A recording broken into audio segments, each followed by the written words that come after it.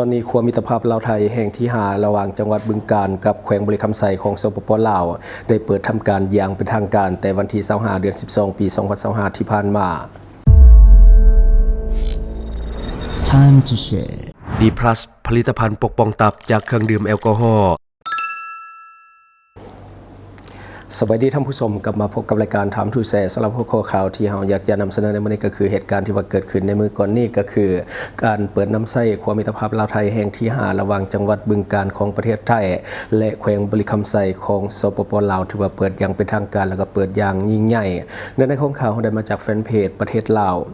พิธีเปิดการนำไส้ครัวมิตรภาพลาวไทยแห่งที่5แขวงบริคำไซจังหวัดบึงกาฬของประเทศไทยอย่างเป็นทางการจัดขึ้นในวันที่25ธันวาคมปี2025อยู่ที่เมืองปากสันแขวงบริคำไซโดยการเป็นประธานห่วมระหว่างทานทองลุนศรีสุริตประธานประเทศแห่งสาธารณรัฐประชาธิปไตยประชาชนลาวพร้อมด้วยภรรยาและพระบาทสมเด็จพระวชิรเกล้าเจ้าอยู่หัวแห่งราชอาณาจักรไทยพร้อมด้วยพระราชินีมีนายกรัฐมนตรีหัวหน้ากรมและก็ภาคส่วนเกี่ยวข้องเข้าร่วมทั้งสองฝ่ายในโอกาสนี้ทานชอนไซศรีพันดรนายกรัฐมนตรีแห่งสปป.ลาวและทานอนุทินชาญวิรกูลนายกรัฐมนตรีแห่งราชอาณาจักรไทย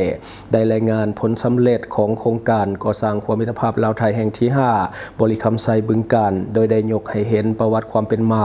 และความสำคัญของโครงการก่อสร้างดังกล่าวซึ่งเป็นโครงการร่วมมือระหว่างรัฐบาลแห่งสปป.ลาวและรัฐบาลแห่งราชอาณาจักรไทยที่สอดคล้องกับความมุ่งมั่นปรารถนาของรัฐบาลทั้งสองประเทศก็คือประชาชนสองชาติลาวไทย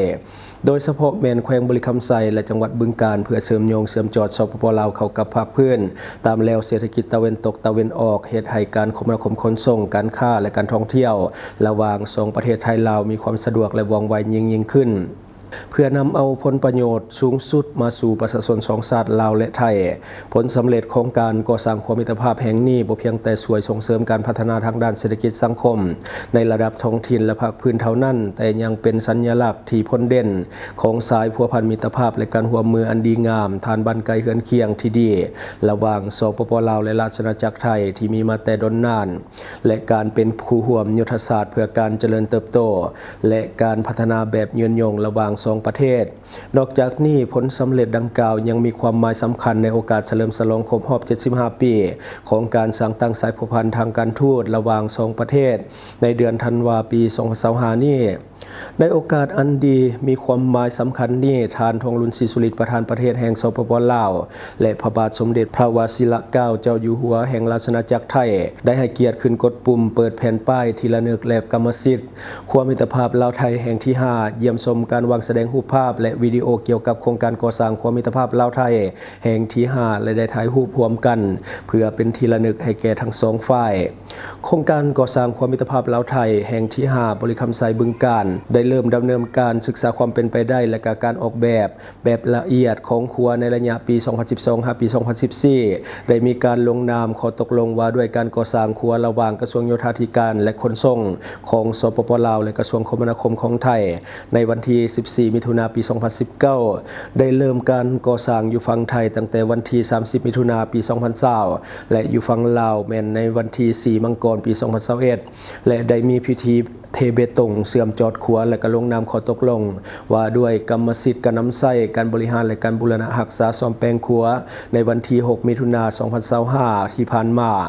ครัวมิตรภาพลาวไทยแห่งที่5เป็นจุดเชื่อมต่อระหว่างเมืองปากสันแขวงบริคำไซของสปป.ลาวกับอำเภอบึงกาฬจังหวัดบึงกาฬของราชอาณาจักรไทยที่เชื่อมต่อโดยกงกับทางหลวงหมายเลขที่ 13 ของสปป.ลาว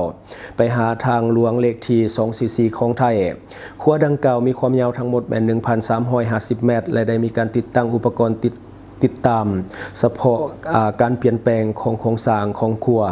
อันนี้คือในของข่าวทั้งหมดที่ว่าเพิ่นได้มีการเปิดน้ำใสครัวมิตรภาพลาวไทยแห่งที่5ก็คือจังหวัดบึงกาฬของประเทศไทยและก็แขวงบริคำไซของสปป.ลาวของเฮาก็คือครัวแห่งนี้จะเป็นอีกบัตรก้าวหนึ่งที่สำคัญในเรื่องของการเชื่อมโยงระหว่างลาวและก็เพื่อนบ้านและก็รวมทั้งสากลที่เฮามีแผนในอนาคตพี่น้องลาวและไทยจะไปมาหาสู่กันได้ง่ายขึ้นรวมทั้งการค้าชายแดนระหว่างลาวและไทยก็จะดี ดีขึ้นอย่างแน่นอนรวมทั้งการท่องเที่ยวนำด้วยไปไทยก็ง่ายมาลาวก็ง่ายเช่นเดียวกันอันนี้ก็จะเฮ็ดให้การเชื่อมโยงเชื่อมจอมันใกล้ชิดกันหลายขึ้นและก็สร้างความสัมพันธ์ที่ดีทานบันไกลเฮือนเคียงโดยซึ่งว่าลาวเฮากับไทยก็ถือว่ามีการพัวพันทางการทูตมาตั้งแต่อดีตจนฮอดปัจจุบันซึ่งเฮาจะประมวลภาพการพัวพันระหว่างพระมหากษัตริย์ของไทยกับผู้นำของลาวในอดีตเดี๋ยวไปเบิ่งนํกัน ข่าวสารที่หลากหลายนำเสนอได้โดนใจวิเคราะห์ตรงประเด็นแถมเนื้อหาก็ฟังง่ายอัปเดตข่าวเล่าทุกแบบทุกสไตล์ฟังกันสบายที่ช่องทางทูแชร์ทางทูแชร์ทางทูแชร์ทางทูแชร์เราครบเครื่องข่าวคนเล่าแท้ๆนำเสนอลงคลิปใหม่ทุกวันเปิดมาเมื่อไรก็ได้เจอให้ชมกันฟรีเสิร์ฟสิ่งดีๆให้เสมอข่าวราวยุคใหม่ไว้ใจไทม์ทูแชร์ไทม์ทูแชร์ไทม์ทูแชร์ไทม์ทูแชร์เราพบกันทุกช่องทางลงคลิปแบบจุใจที่ YouTube ก็ดูได้ทุกวัยทุกยุคที่ Facebook ก็มีข่าวที่หลากหลายที่ TikTok ก็วิเคราะห์ก็ชับใหญ่ข่าวเรายุคใหม่ไว้ใจไทม์ทูแชร์ไทม์ทูแชร์ไทม์ทูแชร์ไทม์ทูแชร์เราไทม์ทูแชร์ไทม์ทูแชร์ไทม์ทูแชร์เราข่าวเรายุคใหม่ไว้ใจไทม์ทูแชร์ไทม์ทูแชร์ครบเครื่องดื่มข่าวคนเล่าแท้ๆนำเสนอลงคลิปใหม่ทุกวันเปิดมาเมื่อไรก็ได้เจอให้ชมกันฟรีเสิร์ฟสิ่งดีๆให้เสมอข่าวเรายุคใหม่ไว้ใจไทม์ทูแชร์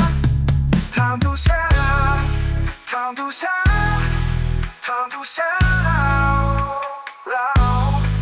พบกันทุกช่องทางลงคลิปแบบจุใจที่ YouTube ก็ดูได้ทุกวัยทุกยุคที่ Facebook ก็มีข่าวที่หลากหลายที่ TikTok ก็วิเคราะห์ก็ชับใหญ่ข่าวเรายุคใหม่ไว้ใจไทม์ทูแชร์ไทม์ทูแชร์ไทม์ทูแชร์